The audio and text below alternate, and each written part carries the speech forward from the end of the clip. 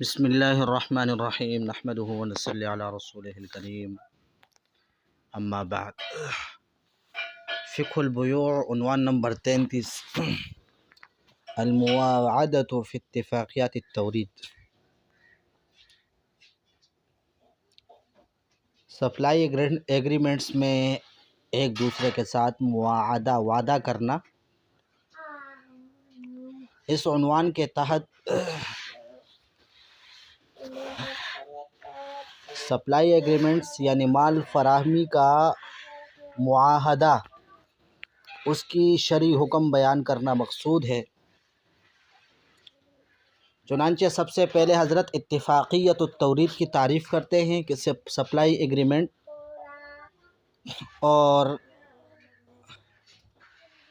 مال فراہمی کا معاہدہ، اس کا معنی کیا ہے؟ تو فرماتے ہیں کہ واتفاقیت التورید عبارت عن اتفاق بین الجهة المشتریہ والجهة البائعة على أن الجهة البائعة تورد إلى الجهة المشتریہ سلعا أو مواد محدودة الأوصاف في تواريخ مستقبلة معينة لقاء ثمن معلوم متفق عليه بين الفريقين۔ اتفاقیت التورید یہ ہے کہ دو پارٹیوں کے درمیان، یعنی جہت مشتری بیچنے والی اور خریدنے والی پارٹی کے درمیان یہ اتفاق ہو جائے کہ جہت بائعہ یعنی بیچنے والی پارٹی وہ خریدنے والی پارٹی کی طرف مال فراہم کرے گی یا کچھ مواد وہ فراہم کرے گی جن مواد کی انہوں نے اوصاف متعین کیا ہو مستقبل کی متعین تاریخ میں، یعنی مستقبل کی تاریخ طے کر لے، 1 مہینے تک، 2 مہینے تک، 1 سال تک، مستقبل کی معین تاریخ میں وہ مال سپلائی کرے گی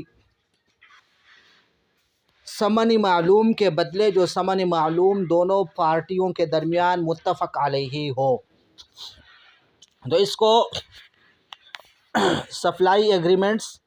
یا اتفاقیت التورید کہا جاتا ہے۔ آسان الفاظ میں اتفاقیت التورید اس کو کہا جاتا ہے کہ دو پارٹیاں آپس میں یہ ایگریمنٹس اور یہ معاہدہ کر لے کہ ایک پارٹی دوسری پارٹی کو کچھ سامان یا کچھ مواد جن کا انہوں نے اوصاف متعین کیا ہو وہ معین مدت تک فراہم کرے گی، اور اس کے بدلے میں دونوں پارٹیاں آپس میں ایک ثمن بھی متعین کر دے، تو اس کو کہتے ہیں اتفاقیت التورید۔ اس کی مثال حضرت نے مثال دی ہے، مثل ان یحتاج فندق الی مواد غذائیہ تورد الیہ کل یوم۔ مثلاً ایک ہوٹل ہے، اس کو غذائی مواد کی ضرورت ہے جس کو روزانہ وہ سپلائی کیا جائے، فیدخل صاحب الفندق فی اتفاقیت التورید مع تاجر انه سيوفر لها تلك المواد الغذائية بمواصفات معلومة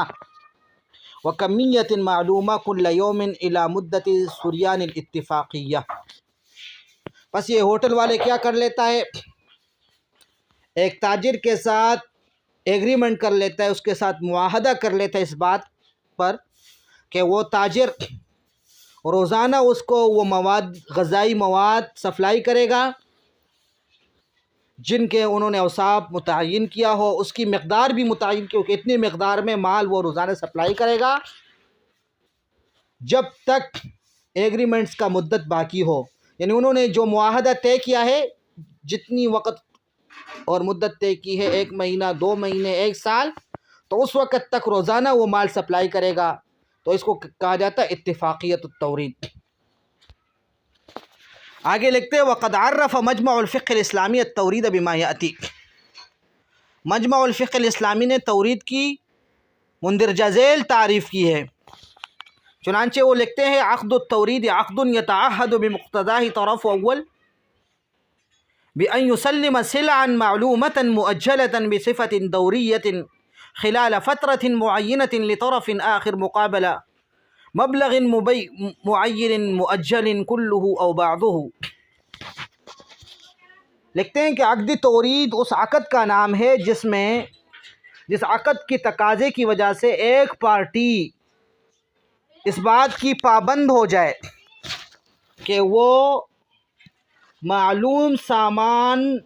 حوالے کرے گا جو سامان مؤجل ہو، جس کی اجل متعین ہو،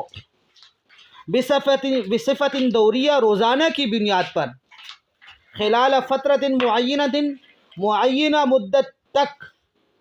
لطرف آخر دوسری پارٹی کو وہ سپرد کرے گا، مقابل مبلغ معین مؤجل کلہ او بعضہ، اور یہ سامان جو فراہم کرے گا تو یہ معین رقم کے بدلے خواہ ان میں سے سارا رقم مؤجل ہو یا بعض نقد اور بعض مؤجل ہو، لہٰذا یہ ہے عقد تورید۔ آگے حضرت عقد تورید کی ضرورت بیان کرتے ہیں۔ ابھی یہ تو عقد تورید کی تعریف ہو گئی، اب عقد تورید کی ضرورت اور حاجت تو فرماتے ہیں کہ وَإِنَّمَا تَحْتَاجُ الْمُؤَسَّسَاتُ التِّجَارِيَّةُ إِلَى مِثْلِ هذه الاتفاقیات، تجارتی ادارے اس طرح کی ایگریمنٹس کی طرف محتاج ہوتی ہے، لِيُمْكِنَ لَهَا تَخْطِيطُ نشاطها التجاریہ، تاکہ ان کے لیے اپنے تجارتی سرگرمیوں کی منصوبہ بندی آسان ہو جائے۔ یعنی تجارتی ادارے اس طرح کی ایگریمنٹس کی طرف اس لیے ان کو ضرورت ہوتی ہے تاکہ ان کے لیے آئندہ کی تجارتی سرگرمیوں کی منصوبہ بندی آسان ہو۔ فإن ذلك لا يتيسر الا بالتزام من الطرفین، اس لیے کہ یہ تجارتی سرگرمیوں کی منصوبہ بندی اس وقت آسان ہوگی جب طرفین سے یہ التزام ہو جائے کہ وہ یتم به الحصول على المواد الخام او المواد المطلوبہ الاخرى فی اوقات محددہ، کہ طرفین میں سے طرف اول اس بات کا اپنے اوپر التزام کر لے کہ وہ روزانہ خام مواد فراہم کرے گا،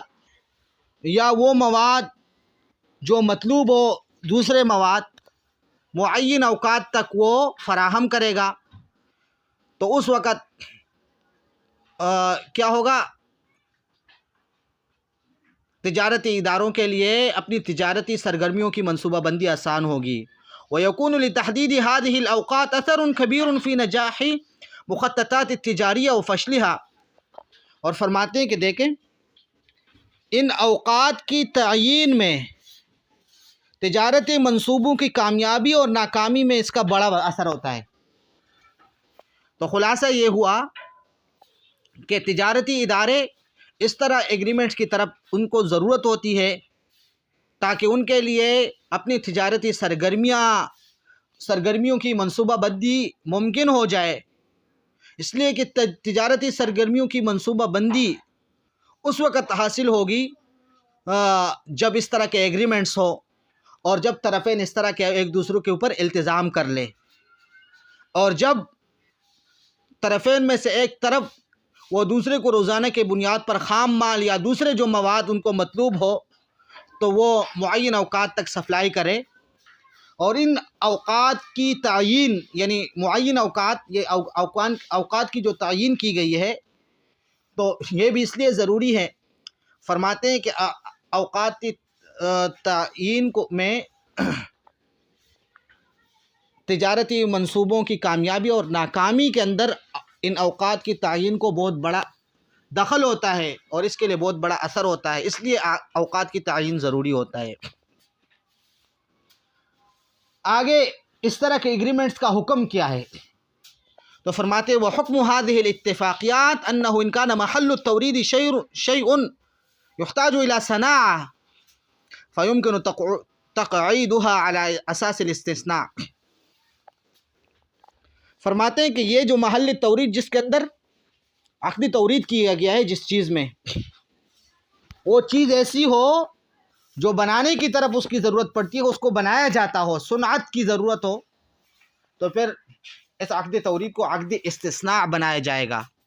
اور انشاءاللہ عقد استثناء کی تفصیل اور اس کا حکم آگے آ جائے گا. اور وَكَذَلِكَ إِنْ كَانَ الْمُسْتَوْرِدُ يُعَجِّلُ الثَّمَنَ بِكَامِلِهِ عِنْدَ الْعَقْدِ. اسی طرح اگر جو آدمی مستورد ہے یعنی مال فراہمی کا مطالبہ کرنے والا،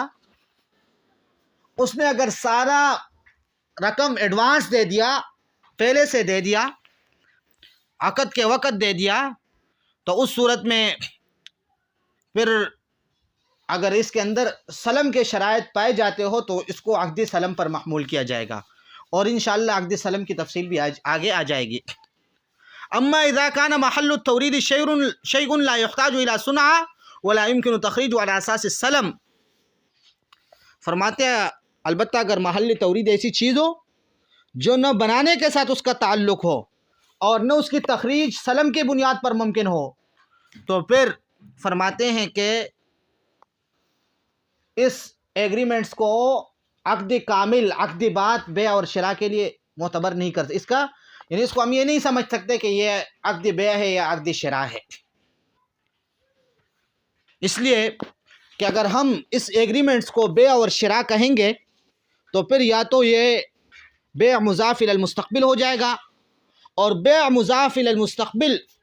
جمہور فقہاء اس کو منع کرتے ہیں. فرماتے ہیں لأنه عقد مضاف الی المستقبل ومنعه جمہور الفقہاء. اور دوسری بات یہ ہے کہ جب اس نے ایڈوانس رقم نہیں دیا ایگریمنٹس کی صورت میں تو مبیع بھی معجل، ثمن بھی معجل، اور جب بدلین معجل ہو تو اس کو کہا جاتا ہے فقہاء کے اسلام بیع الکالی بالکالی، اور بیع الکالی بالکالی بھی ناجائز اور فاسد ہے. فرماتے ہیں وَلِأَنَّهُ يَتَعَجَّلُ فِيهَا الْبَدَلَانِ فَيَسْتَلْزِمُ بَيْعَ الْكَالِ بِالْكَالِ. اسی طرح تیسری وجہ فرماتے ہیں کہ یہ جو محل التورید یعنی جس کی سپلائی کا معاہدہ ہوا ہو جس چیز کا، وہ اکثر اوقات جب ایگریمنٹس پر دستخط ہوتا ہے تو دستخط کے وقت اس چیز کا مالک بائع نہیں ہوتا، بلکہ بائع اس ایگریمنٹس کے بعد وہ چیز خریدے گا. اب جب بائع اس کا مالک نہیں ہے تو اگر ہم اس کو بیع قرار دیں تو یا تو یہ ہے کہ یہ کبھی کبھی معدوم ہوتا ہے تو بیع معدوم بھی ناجائز ہے، اور یا یہ ہے کہ بیع ایسی چیز کی جس کا بائع مالک نہیں ہے، اور ایسی چیز کی بیع جس کا آدمی مالک نہ ہو وہ بھی شریعت کے اندر ممنوع اور ناجائز ہے. اس لیے خلاصہ کلام یہ ہو گیا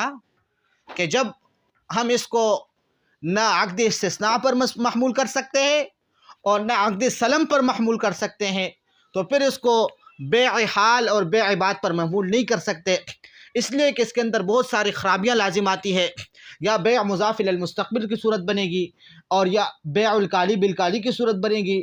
بیع معدوم اور بیع ما لا یملک الانسان کی صورتیں بنیں گی، اور یہ تمام صورتیں ناجائز ہے. اب جب یہ تمام صورتیں ناجائز ہے تو اس کی صحیح اور درست شرعی تکیف کیا ہے؟ تو حضرت لکھتے ہیں فالصحیح ان اتفاقیت التورید لا تعدو من الناحیة الشرعیہ من ان تکون تفاہما ومؤاعدتا من الطرفین. صحیح بات یہ ہے کہ یہ سپلائی ایگریمنٹس شرعی لحاظ سے زیادہ اس کی حیثیت وہ ایک سمجھوتے اور معاہدہ کی ہے، آپس میں دونوں کا سمجھوتا، دونوں کا آپس میں ایگریمنٹس بس طرفین کا. اما البیع الفعلی فلا ينعقد الا عند تسلیم المبیعات. بالفعل بے کب منعقد ہوگا؟ جب مبیعات تسلیم ہوں گی، جب وہ مورد یعنی سپلائی کرنے والا وہ جب مال سپلائی کرے گا تو اس وقت بالفعل عقد منعقد ہوگا. لیکن ایگریمنٹس کے وقت دستخط کرتے وقت یہ اس کی حیثیت فقط وہ سمجھوتے اور معاہدہ کا ہے.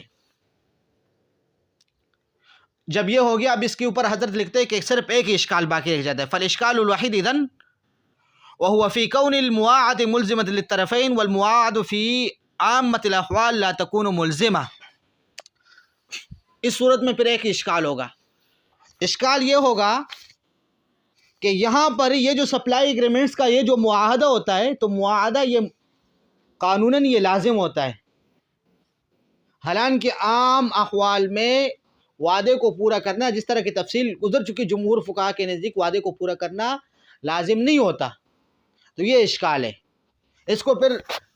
جب اس کی حیثیت معاہدے کا ہے تو پھر اس کو لازم کیوں سمجھا جا رہا ہے؟ وقد صدر قرار مجمع الفقہ الاسلامی بشان التورید خاصتاً، اسی لیے فرماتے ہیں کہ مجمع الفقہ الاسلامی کی قرارداد بھی تورید کے متعلق خاص طور پر یہی ہے کہ انہ یجوز اذا لم تکن المواعدہ ملزمۃ لاحد الطرفین او لکلیہما۔ مجمع الفقہ الاسلامی کی قرارداد میں بھی خصوصاً یہی بات آئی ہے کہ یہ سپلائی ایگریمنٹس اس وقت جائز ہوگا جب اس کے اندر معاہدہ لازم نہ ہو طرفین کے اوپر یا ایک طرف پر، دونوں طرفین پر یا کسی ایک طرف پر، دونوں پارٹیوں پر یا کسی ایک پارٹی پر لازم نہ ہو قضاءً۔ اما اذا كان هناك مواعدة ملزمة للطرفين فهذه الاتفاقیات غیر جائز شرعا۔ البتہ اگر اس طرح کے ایگریمنٹس وہ لازم ہو دونوں پارٹیوں پر یا کسی ایک پارٹی پر، تو پھر اس طرح کے ایگریمنٹس شرعاً جائز نہیں ہوں گے۔ یہ مجمع الفقہ الاسلامی، یعنی مجمع الفقہ الاسلامی نے یہ جو بات کی ہے، یہ جمہور علماء کے مطابق، جس طرح جمہور علماء کا نظریہ یہ ہے کہ وعدہ کو پورا کرنا شرعاً وہ واجب اور لازم نہیں ہے، نہ دیانتاً اور نہ قضاءً۔ ہاں البتہ اس کو پورا کرنا مکارم اخلاق میں سے اور مستحب ہے، جس طرح کہ پہلی تفصیل گزر چکی ہے۔ یہ تو اسی لیے مجمع الفقہ الاسلامی نے بھی کہا کہ اس طرح کے ایگریمنٹس میں اگر جانبین پر یہ معاہدہ لازم ہو تو پھر یہ جائز نہیں ہوگا، اگر لازم نہ ہو تو پھر جائز ہوگا۔ آگے حضرت لکھتے ہیں لیکن بعض فقہاء کرام نے، چونکہ جس طرح ہم نے پہلے بہت ساری عبارات آپ حضرات کے سامنے پیش کر دیے، ان عبارات سے یہ معلوم ہوتا ہے کہ بعض فقہاء نے کہا ہے کہ کبھی کبھی لوگوں کی حاجت اور ضرورت کی وجہ سے وعدے لازم بھی ہو جاتے ہیں، قضاءً بھی اور دیانتاً بھی۔ چنانچہ امام قاضی خان نے بھی بیع بالوفا کی صورت میں یہی کہا ہے کہ یہ لازم ہوگا، حالانکہ بیع بالوفا کی حیثیت جس کی تفصیل پہلے گزر چکی ہے وہ وعدے کی ہے، لیکن اس کے باوجود اس کو لازم سمجھا جاتا ہے لحاجت الناس۔ تو فرماتے ہیں ولیکن ذکر بعض الفقهاء ان المواعدة قد تجعل لازمة لحاجة الناس، ويقول الامام قاضی خان وهو يتحدث عن بیع الوفاء، امام قاضی خان کیا لکھتے ہیں؟ وَإِن ذَكَرَا الْبَيْعَ مِنْ غَيْرِ شَرْطٍ، کہ اگر جانبین نے بغیر شرط کے ذکر کیا، یعنی صلح عقد میں اس کی شرط نہیں لگائی، ثم ذکر شرط علی وجہ المواعدہ، اور پھر یعنی صلح عقد میں بیع بالوفا کی شرط نہیں لگائی، پھر عقد کے بیع کے تام ہونے کے بعد انہوں نے بیع بالوفا کی شرط لگا دی وعدے کے طور پر، جاز البیع، بیع جائز ہو جائے گی، والزم الوفا بالوعد، اور وعدے کو پورا کرنا لازم ہو جائے گا، لأن المواعدہ قد تکون لازمہ، اس لیے کہ وعدے کو پورا کرنا کبھی کبھی لازم ہوتا ہے، فتجعل لازمۃ لحاجۃ الناس۔ تو یہ بیع بالوفا کو امام قاضی خان نے واجب کر دیا، اور قاعدہ کیا بیان کیا کہ وعدہ کبھی کبھی لوگوں کی ضرورت کی وجہ سے واجب ہو جاتا ہے۔ اسی طرح وكذلك يظهر من عبارة الإمام أبي بكر الجساس رحمه الله تعالى في تفسير قوله تعالى يا أيها الذين آمنوا لما تقولون ما لا تفعلون، امام ابو بکر جساس کے کلام سے بھی یہ بات ثابت ہوتی ہے کہ وعدے کو کبھی کبھی وعدے کو پورا کرنا لازم ہو جاتا ہے۔ یا ایھا الذین آمنوا لما تقولون ما لا تفعلون کی تفسیر میں اس نے بیان کی وقد ذکرنا نصہ عند کلامنا الوعد، اور ہم امام ابو بکر جساس کی عبارت پہلے بیان کر چکے ہیں۔ علامہ بدر الدین عینی رحمہ اللہ نے بھی انی ارید ان انکحک احدی ابنتی ہاتین علی ان تأجرنی 8 حجج، یہ اللہ تعالیٰ کے جو فرمان ہے حضرت شعیب علیہ السلام کے بارے میں اللہ تعالیٰ نقل کرتے ہیں، حکایت کر رہے ہیں۔ اس کی تفسیر میں علامہ بدر الدین عینی کیا فرماتے ہیں کہ فَإِن قُلْتَ كيف يصح ان ينكح احدى ابنتيه من غير تمييز، کہ اگر کوئی یہ اشکال کر لے کہ بھائی شعیب علیہ السلام نے بغیر تعین کے کیسے کسی ایک بیٹی کی نکاح کر دی، بغیر کسی تعین کے ایک بیٹی کی نکاح کرنا تو جائز نہیں ہے۔ قلت، تو علامہ بدر الدین عینی رحمہ اللہ نے جو جواب دیا ہے فرماتے ہیں لم یکن ذلک عقد النکاح، یہ عقد نکاح نہیں تھا، ولکن مواعدہ و مواضعہ، یہ ایک وعدہ اور سمجھوتا تھا، امر قد عزم علی، ایک ایسا امر تھا جس کو پورا کیا جائے گا یا جس کو پورا کیا گیا. تو امر عزم علیہ کا مطلب یہ کہ ایسا وعدہ تھا جس کو پورا کرنا لازم ہو. تو والظاہر ان العینی اعتبرہ معاہدۃ ملزمہ، تو اس سے یہ معلوم ہو گیا کہ علامہ عینی نے شعیب علیہ السلام کی اس وعدے کو لازم قرار دیا ہے. وفرق بین و بین العقد، اور اس کے درمیان اور عقد کے درمیان فرق کر دیا ہے کہ عقد نکاح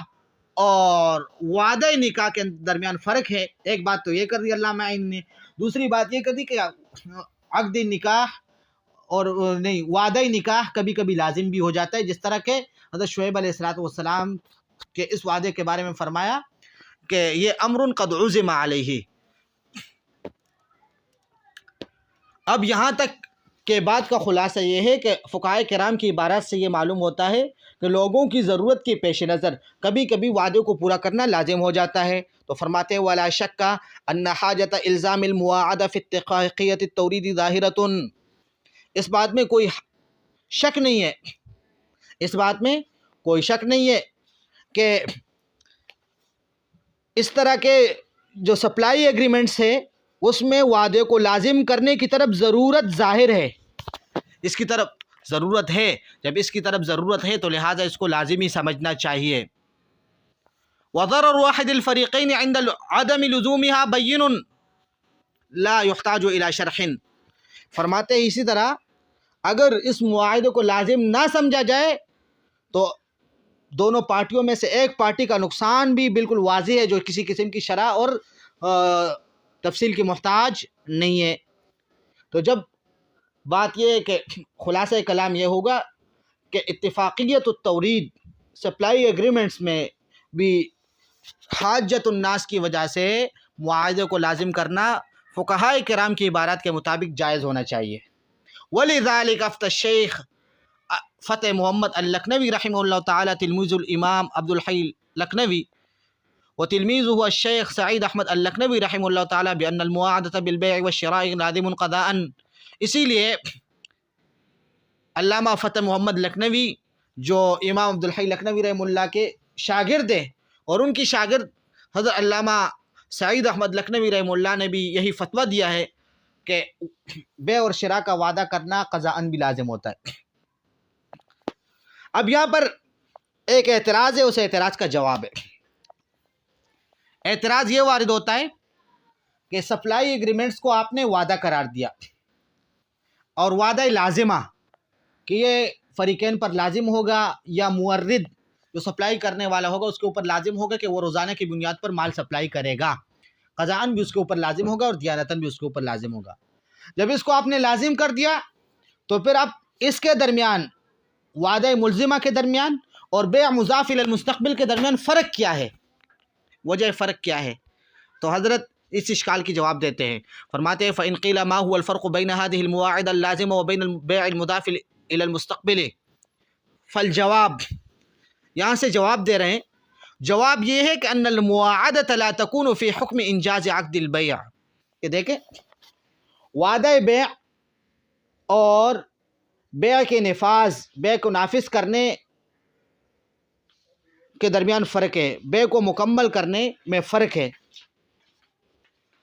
وہ فرق کس طرح ہے؟ وہ یہ کہ جب وعدہ بیع نہ ہو بلکہ بیع تام ہو، بیع مکمل ہو، تو اس صورت میں معقود علیہ یعنی مبیع وہ ایک ذمے سے دوسرے ذمے کی طرف منتقل ہو جاتا ہے. لہذا جو آدمی شراء کر لیتا ہے، خریداری کر لیتا ہے، تو خریداری کی وجہ سے اس کے ذمے قیمت اور ثمن دین ہو جاتا ہے، اور جو آدمی بیع کر لیتا ہے تو بیع کی وجہ سے اس کی ملکیت سے مبیع مشتری کی ملکیت کی طرف منتقل ہو جاتی ہے. اور اگر بیع سلم ہو تو وہ اس کے ذمے پر دین ہو جاتا ہے مبیع. تو خلاصہ کلام یہ ہوا کہ بیع کے اندر کیا ہوتا ہے؟ بیع کے اندر ملکیت منتقل ہو جاتی ہے. اگر بیع حال ہو تو وہ حوالے کرے گا، اور اگر بیع سلم ہو تو وہ مبیع اس کے اوپر دین ہو جائے گی. اور یہ جو انتقال یعنی بیع کی ملکیت کا انتقال مبیع کی ملکیت کا انتقال مشتری کی طرف اور ثمن کی ملکیت کا انتقال بائع کی طرف، یہ جو انتقال ہوتا ہے تو یہ جیسا ہی بائع اور مشتری کی جانب سے ایجاب اور قبول ہو جاتا ہے نا، تو ایجاب اور قبول کے فوراً بعد یہ ملکیتیں منتقل ہو جاتی ہیں۔ اسی لیے حضرت نے ایک مثال دی کہ مثلاً ایک آدمی نے رہائش کے لیے گھر خریدا، رہائش کے لیے گھر خریدا اور اس نے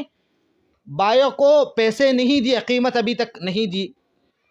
تو جب اس نے گھر خرید لیا قیمت نہیں، تو گھر خریدنے کی وجہ سے یعنی ایجاب اور قبول کی وجہ سے یہ مدیون بن گیا اور گھر کی جو ثمن ہے یہ اس کے اوپر دین بن گیا، لہٰذا اس کے اوپر مدیون کے احکام جاری ہوں گے، لہٰذا جتنا قرضہ اس کے اوپر ہے تو اسی کے بقدر اس کے اوپر زکوٰۃ لازم نہیں ہوگا، اور یہ دین وجوب زکوٰۃ سے مانع ہوگا، خواہ یہ دین حال ہو یا دین مؤجل ہو۔ یہاں تک دیکھ لیتے ہیں، پھر آگے پڑھیں گے۔ فرماتے ہیں کہ فالجواب ان المواعدۃ لا تكون في حکم انجاز عقد البيع، جواب یہ ہے کہ وعدہ کرنا یہ فی الفور عقد کرنے یا کرنے کے حکم میں نہیں ہے، لأن انجاز العقد، اس لیے کہ عقد کو نافذ کرنا ينقل المعقود علیہ من ذمۃ الی ذمۃ، وہ معقود علیہ کو ایک ذمے سے دوسری ذمے کی طرف نقل کر دیتا ہے۔ فمن انجز الشراء، پس جو آدمی شراء کو کر لیتا ہے،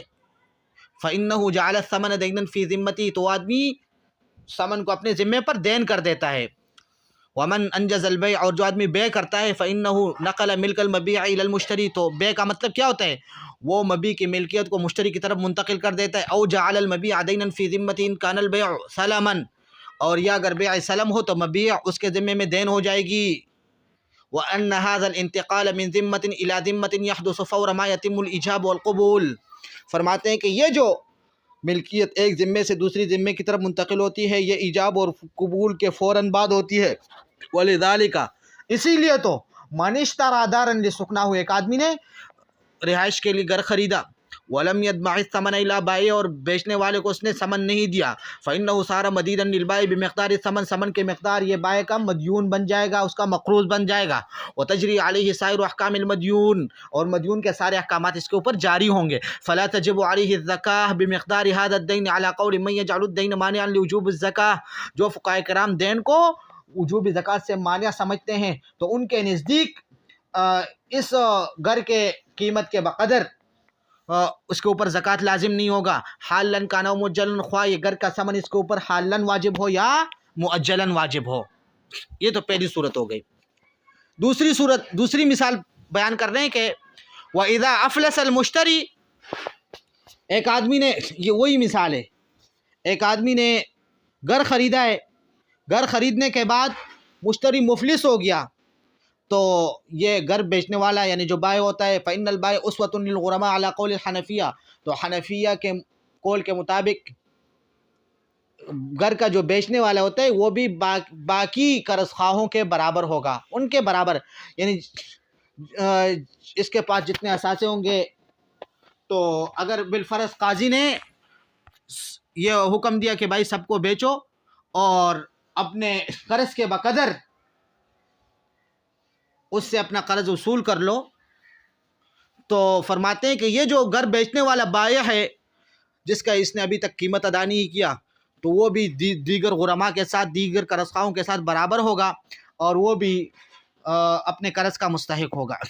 وَكَذَلِكَ، ایک اور مثال بیان کرتے ہیں، وَكَذَلِكَ مَنْ بَاعَ الْحِنْطَةَ سَلَمًا، ایک آدمی نے بیع سلم کے طور پر گندم بیچا، فَإِنَّهُ أَصْبَحَ مَدِينًا للمشتری بذلك المقدار من الحنطہ، تو بیع سلم کی وجہ سے وہ اس مقدار گندم کا مدیون اور مقروض بن جائے گا مشتری کا، لہذا جب یہ مقروض ہے تو مقروض کے احکام اس کے اوپر جاری ہوں گے۔ فتسقط عنه الزکوٰۃ بذلك المقدار لكونه دینا علیہ، تو لہذا اس مقدار کے بقدر اس کے اوپر چونکہ قرضہ ہے اس سے زکوٰۃ ساقط ہوگا۔ ولا يسقط هذا الدين بموت المسلم الیہ، مسلم الیہ کہ موت کی وجہ سے یہ دین ساقط نہیں ہوگا، مسلم الیہ کے موت کی وجہ سے یہ دین ساقط، یعنی اس نے ابھی تک گندم حوالے نہیں کہ اس سے پہلے وہ مر گیا، تو فیوخذ مسلم فیہ من ترکتی حالن، تو اس کے ترکے سے مسلم فیہ حالن لیا جائے گا، پھر معجل نہیں ہوگا۔ گندم دینے سے پہلے اس کا انتقال، ابھی تک اجل سلم کی جو اجل ہے، جو مدت طے ہوئی ہے وہ مدت نہیں آئی، اس سے پہلے مسلم الیہ کی موت واقع ہو گئی، تو پھر جو مشتری ہے، خریدار ہے، تو خریدار کو حق حاصل ہے کہ وہ اس کی موت کے بعد حالن اس کی ترکے سے اپنا گندم وصول کر لے یا اس کی قیمت وصول کر لے۔ تو یہاں تک کہ خلاصہ کلام یہ ہو گیا کہ وعدہ اور بیع اور عقد بیع کے درمیان فرق ہے۔ عقد بیع کے اندر ایجاب اور قبول کے بعد ملکیت کا انتقال ہو جاتا ہے، مشتری کی طرف مبیع کی ملکیت اور بائع کی طرف ثمن کی ملکیت وہ منتقل ہو جاتی ہے، لہٰذا حالانکہ معاہدہ میں یہ چیز نہیں ہوتی، معاہدہ میں یہ چیز نہیں ہوتی۔ فرماتے آگے لکھتے اما المعاہدہ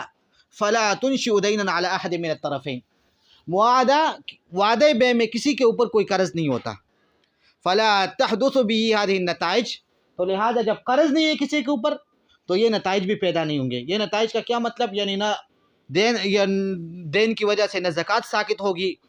اور نہ افلاس کی صورت میں جس کے ساتھ وعدہ کیا گیا ہے تو وہ باقی غرماء کے ساتھ برابر ہوگا، اور نہ موت کی صورت میں اس کے ترکے سے لیا جائے گا وغیرہ وغیرہ۔ یہ تمام صورتیں وعدہ بیع کی صورت میں نہیں ہوگی۔ فَإِذَا تَوَابَ، فرماتے ہیں فَإِذَا تَوَاعَدَ عَلَى بِيعِ الشَّيْءِ فِي تَارِيخٍ لَاحِقٍ، چنانچہ اگر دونوں نے وعدہ کر لیا کسی چیز کے بیچنے پر مستقبل کی کسی تاریخ میں، لم يكن الثمن دينا في ذمة الواعد بالشراء، تو خریدنے والے یعنی خریداری کے وعدہ کرنے والے کے ذمے میں ثمن دین نہیں ہوگا، ثمن اس کے ذمے دین نہیں ہوگا۔ فلا تسقط عنه الزکوٰۃ بمقدار الثمن، محض وعدے کی وجہ سے اس کے اوپر دین نہیں ہے، لہذا اس مقدار سے کی وجہ سے اس سے زکوٰۃ بھی ساقط نہیں ہوگی۔ ولم يكن المبيع دينا في ذمة الواعد بالبيع فلا تسقط عنه زکاتہ، اور مبیع بھی وعدہ کرنے والے کے ذمے میں دین نہیں ہوگا بیع کی وجہ سے، لہذا اس سے بھی زکوٰۃ ساقط نہیں ہوگی۔ ولا يحق للواعد بالشراء ان يأخذ الشيء الموعود بيعه من تركة الواعد بالبيع بعد موته او في افلاسه، اسی طرح شراء کے وعدہ کرنے والے کو یہ حق نہیں ہے کہ وہ جس چیز کا اس کے ساتھ وعدہ کیا گیا ہے وہ وعدہ کرنے والے کے موت کے بعد اس کے ترکے سے وصول کر لے، یا اس کے افلاس کے بعد اس کے ترکے سے اس کے مال سے وصول کر لے۔ افلاس کے بعد، موت کے بعد اس کے مال سے وہ نہیں وصول کر سکتا وعدے کی بعد۔ فظہر، تو ان تمام تفصیلات سے میں معلوم ہو گئی کہ ان المعاہدۃ لیس عقدا، کہ وعدہ بیع یہ عقد بیع نہیں ہے، ولا تنتج عنها آثار العقد، اور یہ عقد کے آثار کا نتیجہ بھی نہیں دیتا، ولا المدیونیہ الا فی التاریخ المعدود، اور نہ یہ مدیونیت اس کی وجہ سے کوئی مقروض بھی نہیں ہوتا، مگر مقروض کب ہوگا؟ جس تاریخ کی، مستقبل کی جس تاریخ کا وعدہ کیا گیا اسی تاریخ کو مقروض ہوگا۔ بل یجب عند ذلك، بلکہ اس تاریخ کو بھی اس وقت واجب ہوگا، بل یجب عند ذلك ان يتم الايجاب والقبول من الطرفين، اس وقت بھی طرفین سے ایجاب اور قبول ضروری ہوگا۔ على انه ان عرض لاحد الطرفين في ایک اور وجہ بھی بیان کرتے آگے حضرت۔ ایک تو یہ وجہ ہو گئی کہ عقد بیع کے اندر جانبین سے ملکیتوں کا انتقال ہو جاتا ہے، اور جانبین کے اوپر وہ چیزیں دین ہو جاتی ہے، لہذا بائع کے اوپر مبیع دین اگر اس نے نہیں دیا، اور مشتری کے اوپر ثمن دین، اور دین کی ساری نتائج اسی کے اوپر مرتب ہوں گی جس کی تفصیل گزر چکی، لیکن وعدہ بیع کے اندر یہ صورتیں نہیں ہیں۔ یہ تو ایک وجہ فرق۔ دوسری وجہ فرق یہ بیان کرتے ہیں کہ دیکھیں، وعدے کی صورت میں اگر کسی پارٹی کو کوئی حقیقی عذر جو اس کو وعدے کو پورا کرنے سے مانع ہو وہ پیش آ جائے تو اس کو معذور سمجھا جاتا ہے، اور اس کو عقد کے نافذ کرنے، عقد کے پورا کرنے پر مجبور نہیں کیا جائے گا، نہ عوض دینے پر۔ لیکن بیع مضاف الی المستقبل میں کیا ہوتا ہے؟ بیع مضاف الی المستقبل میں اگر ایک پارٹی وہ اپنی ذمہ داریوں کو پوری نہیں کر سکتی، اس سے عاجز آ گئی، تو اس کو آٹومیٹک عقد کو کینسل کرنا اور فسخ کرنا نہیں سمجھا جاتا، بلکہ کینسل اور فسخ کرنے کے لیے اقالے کی ضرورت پڑتی ہے۔ تو لہٰذا یہ دونوں کے درمیان فرق ہو گیا۔ معاہدہ میں کیا ہوتا ہے؟ معاہدہ میں یہ ہوتا ہے کہ اگر عذر حقیقی جو وعدے کو پورا کرنے سے مانے ہو، اگر وہ پیش آ جائے تو معذور سمجھا جاتا ہے۔ وعدے کو پورا کرنا اس کے اوپر قضاءً بھی لازم نہیں ہوتا، اور نہ اس کے اوپر یہ لازم ہے کہ وہ جرمانہ برے، عوض دے دے۔ لیکن بیع مضاف الی المستقبل میں کیا ہوتا ہے؟ اس کو چیز دینی لازم ہوتی ہے۔ اگر وہ دینے سے عاجز ہو جائے تو بیع کو پھر بھی فسخ نہیں سمجھا جائے گا، بلکہ طرفین کی رضامندی ضروری ہوگی۔ اگر طرفین اقالے پر راضی تو عقد فسخ، ورنہ فسخ نہیں ہوگا۔ تو یہ دوسرا فرق ہے معاہدہ اور بیع مضاف الی المستقبل میں۔ فرماتے ہیں علی انہ ان عرض لاحد الطرفین فی المعاہدہ عذر حقیقی مقبول، کہ اگر ایک پارٹی کو کوئی ایسا وعدے کو پورا کرنے میں کوئی ایسا عذر حقیقی جو مقبول ہو، جو وعدے کو پورا کرنے سے مانے ہو، وہ پیش آ جائے، فإنہ یعد معذورا، تو اس کو معذور سمجھا جائے گا، ولا یجبر علی انجاز العقد، اور اس کو عقد کو پورا کرنے پر مجبور نہیں کیا جائے گا، ولا علی دفع التعویض، اور نہ عوض دینے پر۔ اما فی البیع المضاف الی المستقبل، جہاں تک بیع مضاف الی المستقبل کی بات ہے، فعجز احد الطرفین من تنفیذ مسئولیاتہ العقدیہ لا یسبب الفسخ تلقائیا، تو یہاں پر ایک پارٹی کا اپنی عقدی ذمہ داریوں سے عجز، یہ آٹومیٹک اور خودکار طریقے سے فسخ کا سبب نہیں بنتا۔ وَإِنَّمَا يَحْتَاجُ إِلَى الْإِقَالَةِ بِالتَّرَاضِي، بلکہ یہاں پر رضامندی سے اقالے کی ضرورت پڑے گی۔ یہاں تک تو بیع مضاف الی المستقبل اور وعدہ بیع کے درمیان فرق بیان کیا گیا۔ آگے حضرت یہ بیان کرتے ہیں کہ یہاں پر معاہدہ جو لازم ہے، تو اس لازم ہونے کا اثر کیا ہوگا؟ یعنی اس طرح کے ایگریمنٹس میں جو معاہدہ لازم ہوتا ہے تو اس کا اثر کیا ہوگا؟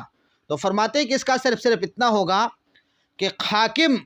وہ فریقین کو مجبور کرے گا اس بات پر کہ وہ جب مستقبل کی تاریخ آ جائے تو اس تاریخ میں وہ عقد کو پورا کرے۔ اگر کوئی پارٹی عقد کے پورا کرنے میں کوتاہی کر رہی ہے بغیر کسی مقبول عذر کے، تو حاکم کیا کرے گا؟ حاکم اس کو مجبور کرے گا کہ دوسری پارٹی کو جو اس نے نقصان پہنچایا ہے تو اپنے وعدہ خلافی کی وجہ سے اس نقصان کا کیا کر لے؟ تلافی کر لے، اس نقصان کی تلافی کر لے، یعنی اس کا عوض دے دے۔ تو یہ ہے لازم ہونے کا اثر۔ فرماتے ہیں وَأَمَّا أَثَرُ كَوْنِ الْمُوَاعَدَةِ لَازِمَةً، یعنی وعدے کا لازم ہونے کا اثر، فَلَا يَتَجَاوَزُ مِنْ أَنْ يَجْبُرَ الْحَاكِمُ الْفَرِيقَيْنِ بِإِنْجَازِ الْعَقْدِ فِي التَّارِيخِ الْمَوْعُودِ، یہ زیادہ سے زیادہ اتنی بات ہے اس میں کہ حاکم فریقین کو مجبور کرے گا کہ وہ مستقبل کی تاریخ میں عقد کو پورا کرے۔ وَإِنْ أَخَلَّ أَحَدُهُمَا بِالْوَفَاءِ بِوَعْدِهِ بِدُونِ عُذْرٍ مَقْبُولٍ، اگر کوئی ایک پارٹی بغیر کسی مقبول عذر کے وعدے کو پورا کرنے میں خلل کرے، نقصان کرے، تو فرماتے ہیں کہ حملہ الحاکم ما تضرر به الآخر من الضرر الفعلی الذي أصاب الفريق الآخر بسبب تخلف عن الوفاء، یعنی اس نے دوسرے پارٹی کو جو فعلی نقصان پہنچایا ہے تو اس حاکم اس کو مکلف کرے گا اس بات پر کہ اس کی نقصان کی تلافی کرے۔ فرماتے وَهَذِهِ النَّتِيجَةُ مُخْتَلِفَةٌ تَمَامًا عَنْ نَتَائِجِ إِنْجَازِ الْعَقْدِ الَّذِي يَنْقُلُ الْمَعْقُودَ عَلَيْهِ مِنْ ذِمَّةٍ إِلَى ذِمَّةٍ، لہٰذا یہاں پر یہ معاہدے کے لزوم کا جو اثر ہے اور یہ جو نتیجہ ہے یہ بالکل مختلف ہے انجاز عقد کی نتائج سے، اس لیے کہ انجاز عقد کا نتیجہ کیا ہوتا ہے؟ معقود علیہ ایک ذمے سے دوسرے ذمے کی طرف منتقل ہو جاتی ہے، تو انجاز عقد کا نتیجہ یہ ہے، لیکن وعدے کے لزوم کا یہ نتیجہ نہیں ہے۔ جب وعدے کا لزوم کا یہ نتیجہ نہیں ہے تو لہٰذا دونوں کے درمیان فرق آ گیا، تو اس لیے اس کو یہ نہیں کہا جا سکتا کہ بیع مضاف الی المستقبل اس لیے ناجائز ہے۔ جب بیع مضاف الی المستقبل کی طرح نہیں ہے تو وجہ اشکال باقی نہیں رہا۔ اور بلا شبہ یہ جائز ہو گیا۔ آج کے لیے اتنا ہی